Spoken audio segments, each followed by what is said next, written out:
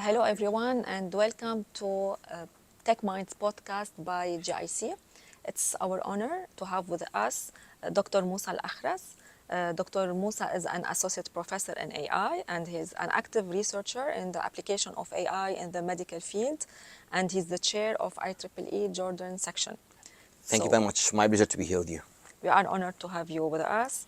Let me start by a brief overview on your research activities and background. What could you tell us about it? Yes, my name is Mousa Akhras. As you said, I'm an professor, associate professor of artificial intelligence at the University of Jordan since 2007. I have done my research mainly using artificial neural networks, and in the past few years, I'm focusing on the application of AI in two major areas: in security and in the medical field. And now there are a lot of research going on in the use of AI in medical field, and I have, many ongoing projects with many colleagues from the medical sector.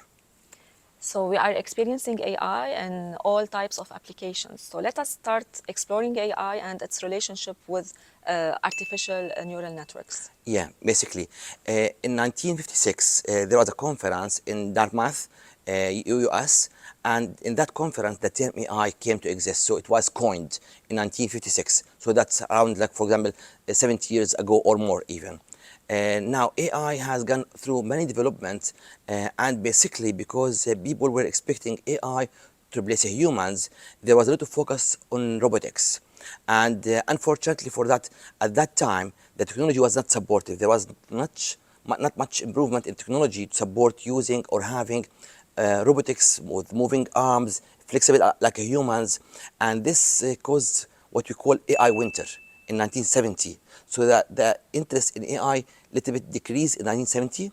Then later in 1980s, the interest renowned or become active again because the first, active model of artificial neural networks came to exist, which called feed-forward back-propagation neural networks. And this, model or algorithm, it was trying to optimize the neural networks so that when you are giving it certain input, it can predict the correct output. So it's a relation between input and output. And by having this model, we can have what we call the error. The error is the difference between the expected outcome and the actual outcome. And this error is back propagated, like so that we have, actually there are a lot of math. I'm not going to go into math right now, but we are trying to optimize the error so that we are reaching a model where the actual output is similar to the expected output. But minimizing this error is like mathematical equations. So back to our roots, we are using a lot of math in these calculations. Then later on, like in the past 10 years or so, we have what we call deep neural networks. Deep neural networks, which means we have many layers of equations, many layers from the input to the output, because basically in neural networks, we have one or two layers in the middle, but basically we have input and output. With deep neural networks, we can do a lot more. But doing a lot more, we need many layers of neural networks. And there are many types of neural networks. We have what we call convolution neural networks. We have what we call, recurrent neural networks. And each one of them has its own usage. For example, convolution neural networks, it's more interested about or specialized in image processing.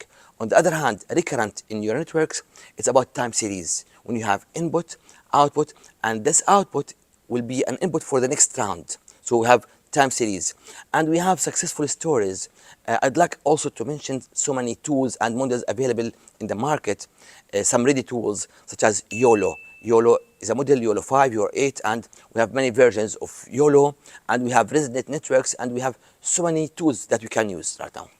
So that's really a nice overview on artificial neural networks. Yeah. Please, could you give us a kind of real case scenario of neural networks applications? Yes, I attended recently a conference, and there was a ready tool from Singapore. This tool was developed by a company and was adopted by the Ministry of Health in Singapore. Basically, it's a combination of hardware and software. The hardware, you are taking a photo for your iris, and this photo is sent online from this hardware to the ministry, database, and they are comparing your eye with a very large database of available images. Some of these images are normal, some people with some diseases, and by doing this comparison, we are trying to check out from home if this eye is, diagnosed with certain disease. So basically, after taking the photo from the eye, the photo is sent to the database for the ministry, and it's analyzed with a lot of, sophisticated software and hardware. Then the result is sent back to the user, and now this user is sitting at home. But basically, if there's any need for medical intervention, this user is asked to go to medical specialist. So this, I think, this is fascinating, and we have so many other application areas where AI can be useful in medical diagnosis.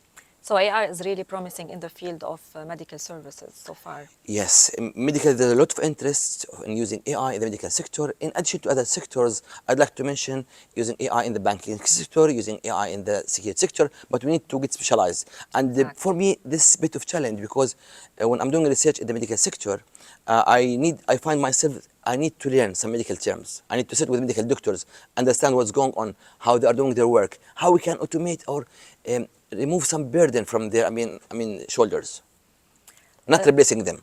exactly. Yeah. So how do you envision the future of the artificial neural networks and AI? If any innovative applications could appear in the near future? Yes, actually, there are so many models now. Generative AI, I think this is one of the terms, ChatGPT. ChatGPT is an application of artificial networks, and it has two-edged swords, which means people are over relying on ChatGPT. We need to use ChatGPT wisely to optimize our work, to do things that we are doing repetitively, but not to do the innovative work instead of us. I think so many people are overusing ChatGPT and similar models. So generative AI, ChatGPT is a special case, special use of neural networks called generative artificial intelligence. By the way, we have also so many specialized models, not only sending a text and getting a reply. For example, we can have some kind of drawing using AI. This is very innovative. We can have some kind of teaching coding using AI. We can have some essay structure or essay writing using AI. So we have many different applications, but things need to be trained. Now, ChatGPT and similar products such as, for example, Copilot, was trained in general.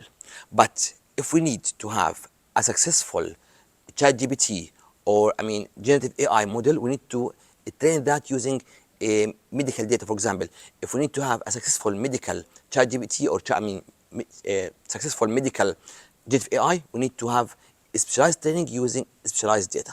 So this is exactly what you started the podcast with. So it's a system with input and output. So the data set here is very important. Very important. By the way, ChatGPT, as an example, was trained on a huge data. Imagine that Wikipedia is only 3% of the data used to train ChatGPT. Exactly. Imagine we have much input.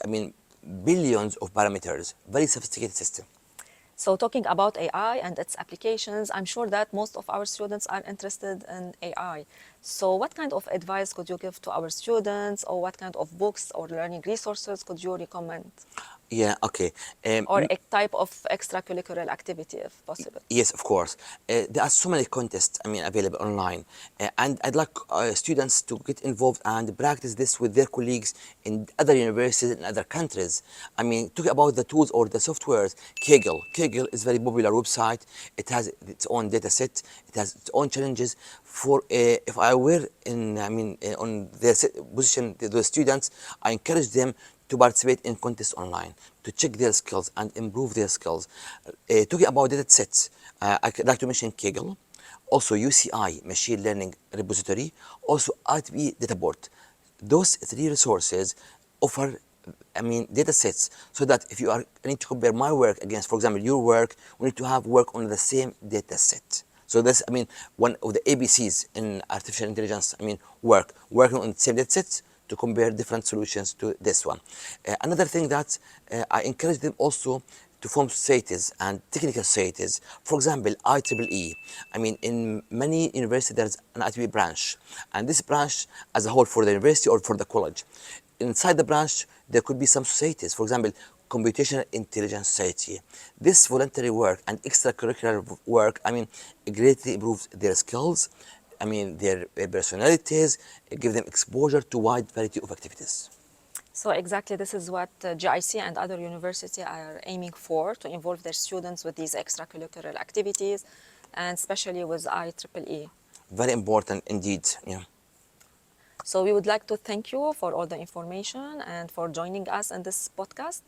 It was our honor to have you with us. Thank you very much. My pleasure. An Yeah, honor. and hopefully we will always have more to tell our students to explore the future of AI and innovation. Yes. Thank you. Thank you so Okay. Thank much, you. and thank you for all our audience. Thank you.